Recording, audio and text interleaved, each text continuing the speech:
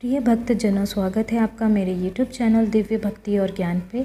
अगर आपको मेरे वीडियोस पसंद आए तो कृपया इसे लाइक करें और इस चैनल को सब्सक्राइब करना ना भूलें ताकि आप मेरे सभी आने वाले नए वीडियोस देख सकें।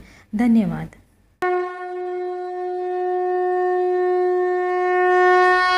श्री सत्यनारायण कथा का 5वां अध्याय। सुत जी बोले, हे ऋषियों, मैं और भी एक कथा सुनाता हूँ, उसे भी ध्यानपूर्वक सुनो। प्रजापालन में लीन तुंगध्वज नाम का एक राजा था। उसने भी भगवान का प्रसाद त्याग कर बहुत ही दुख सहन किया था।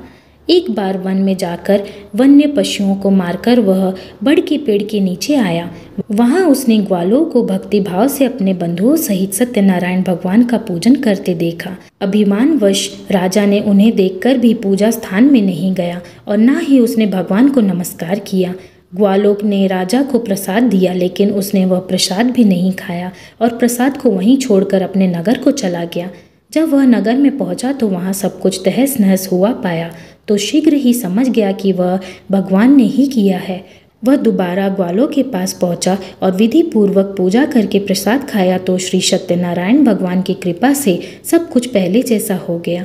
दीर्घ काल तक सो भोगने के बाद मननों उपरांत उसे स्वर्गलोक की प्राप्ति हुई। जो मनुष्य परम दुर्लभ इस व्रत को करेगा तो भगवान श्री सत्यनारायण की अनुकंपा से उसे धन धान्य की प्राप्ति होगी। निर्धन धनी हो जाता है और भय मुक्त हो जीवन जीता है। संतानहीन मनुष्य को संतान सुख मिलता है और सारे मनोरथ पूर्ण होने पर मानव अंतकाल में बैकुंठ धाम को जाता है। सुत जी बोले, जिन्होंने पहले इस व्रत को किया है अब उनके दूसरे जन्म की कथा कहता हूँ। वृद्ध शतानंद ब्राह्मण ने सुदामा का जन्म लेकर मोक्ष की प्राप्ति की।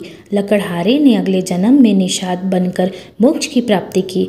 उल्कामुख नाम का राजा दशरथ होकर बैकुंठ को गए। साधु नाम के वैश्य ने मूर्ध्वज बनकर अपने पुत्र को आरे से चीरकर मोक्ष पाया। महाराज तुंगध्वज ने स्वयंभू होकर भगवान में भक्ति युक्त हो कर्म का मोक्ष पाया। और यहाँ श्री सत्यनारायण व्रत कथा का 5वां अध्याय भी पूर्ण हुआ। बोलो श्री सत्यनारायण भगवान की जय।